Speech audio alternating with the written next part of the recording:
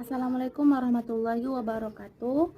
Nama saya Laila Alpisari Lubis, NPM 20140083. Ini adalah video saya mengenai praktek dari metode pemecahan masalah. Cukup sekian. Assalamualaikum warahmatullahi wabarakatuh.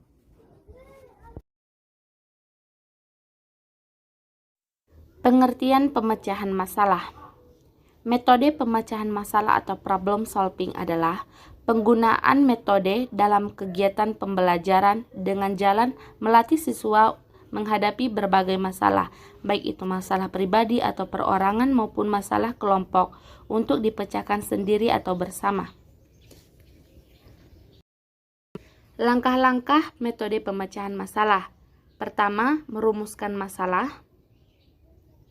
Kedua, menelaah masalah. Ketiga, menghimpun dan mengelompokkan data sebagai bahan pembuktian. Keempat, pembuktian hipotesis. Kelima, menentukan pilihan pemecahan masalah dan keputusan. Kelebihan dari metode pemecahan masalah. Pertama, siswa menjadi lebih aktif dalam mencari materi atau informasi terkait kasus tersebut.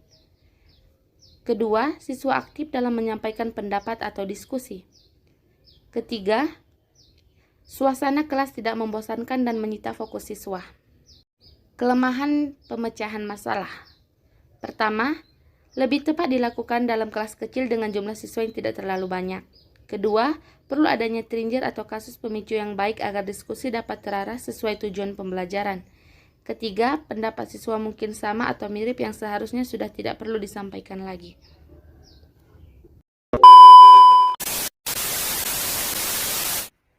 Assalamualaikum warahmatullahi wabarakatuh.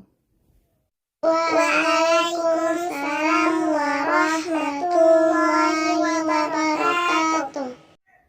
Selamat pagi anak-anak. Pagi, Bu. Anak-anak, bagaimana kabar kalian pada hari ini? Alhamdulillah sehat, Bu. Alhamdulillah, syukurlah kita semuanya sehat.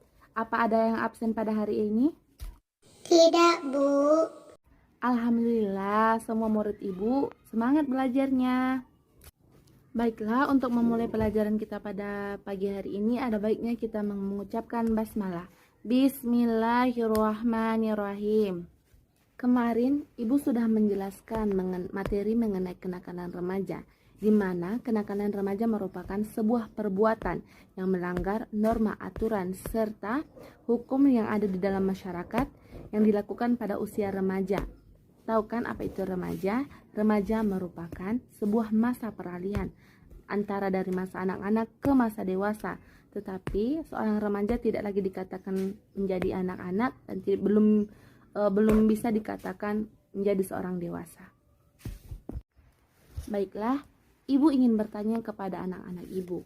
Pertanyaannya, apa saja faktor pendorong terjadinya kenakalan remaja? Apakah ada yang bisa menjawabnya? Saya, Bu. Di antaranya kemiskinan, pergaulan, dan kurangnya iman pada dirinya, Bu. Oke, Ismi menjawabnya dengan benar. Apakah ada lagi yang ingin memberikan jawaban? Saya, Bu. Orang tua yang tidak harmonis juga dapat mengakibatkan terjadinya kenakalan remaja. Jawaban Ismi dan Mentari benar. Tepuk tangan untuk Ismi dan Mentari. Anak-anak Ibu sudah menjawab pertanyaan dari Ibu mengenai faktor pendorong terjadinya kenakalan remaja. Nah, untuk mengingat kembali apa materi yang Ibu sampaikan kemarin dan hari ini, Ibu akan membagi kalian menjadi dua kelompok, di mana pertanyaan yang Ibu berikan tadi juga berkaitan dengan jawaban ataupun hasil dari kerja kelompok kalian. Pertanyaannya adalah, apakah kenakalan remaja hanya terjadi di kota besar saja? Di desa ataupun di pedalaman, orang belum terikat oleh hal yang tidak baik, dan juga adat yang memikatnya masih sangat kuat, sehingga rentan masyarakatnya mengalami masalah sosial, seperti kenakalan remaja. Nah, ketika nanti sudah selesai, maka setiap kelompok akan membacakan argumennya ataupun penjelasannya. Kepada anak-anak ibu, silahkan untuk mulai mengerjakan kerja kelompoknya.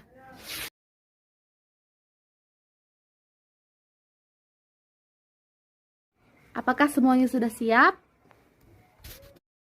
Sudah, Bu. Baiklah, sekarang semua perwakilan dari kelompok akan membacakan hasil dari kerja kelompoknya. Pertama dimulai dari kelompok Mentari. Menurut kami, kenakalan remaja di daerah pedesaan itu tidak ada karena di pedesaan khususnya di pedalaman pergaulan masih sangat harmonis, hubungan masyarakatnya juga baik.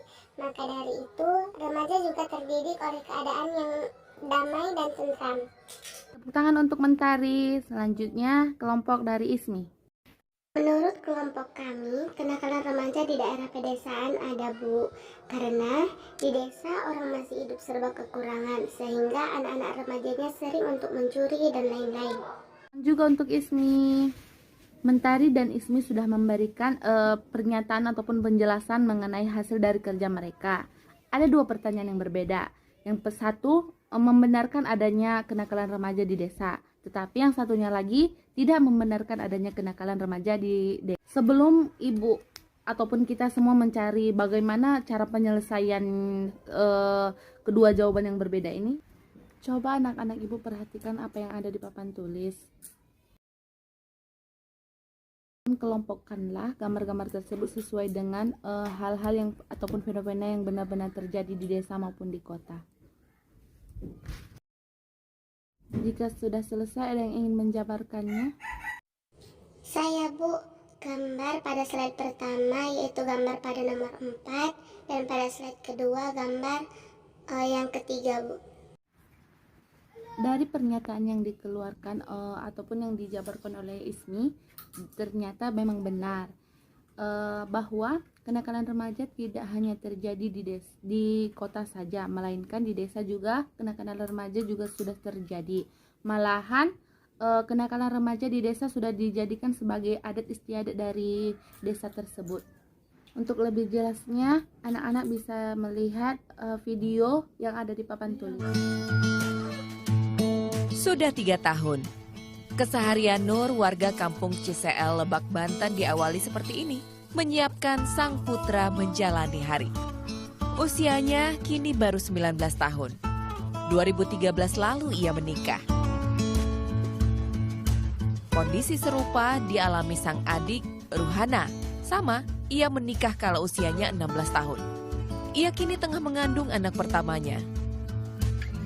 Di keluarga mereka, menikah dini dirasa jadi pilihan tepat usai lulus sekolah menengah pertama, daripada bekerja ke kota atau melanjutkan sekolah. Di desa, menikah dini tak lagi terjadi lantaran faktor ekonomi semata. Kini telah menjadi tradisi demi menjaga para putri dari dampak buruk pergaulan bebas. Iya, tradisi dari zaman dulu, zaman orang tua kita.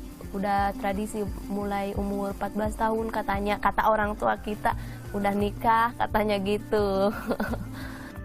Anggapan yang melatar belakangi tradisi pernikahan dini di kampung Ciseel tak salah.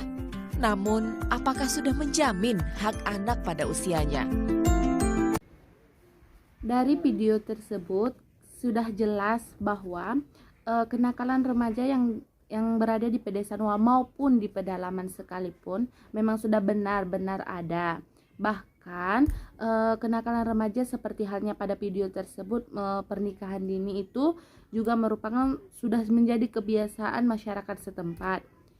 Ibu harapkan kepada anak-anak ibu untuk tidak mencontoh maupun meniru hal-hal yang berbaur dengan hal-hal yang tidak baik ataupun negatif, dikarenakan dapat merusak akhlak, moral, serta perilaku secara pribadi maupun dapat merugikan masyarakat.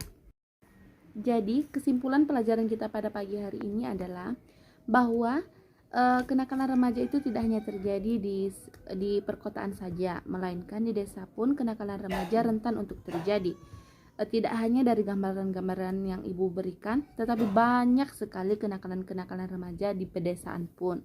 Walaupun kita ketahui di desa itu sangat kuat adat, tetapi adat-adat ini tidak menjadi patokan untuk seorang remaja melakukan hal-hal baru ataupun hal-hal yang ingin ia ketahui. Baiklah, cukup sekian pelajaran kita pada hari ini. Jika ada kesalahan, Ibu mohon maaf. Kepada Allah, Ibu mohon ampun. Assalamualaikum warahmatullahi wabarakatuh.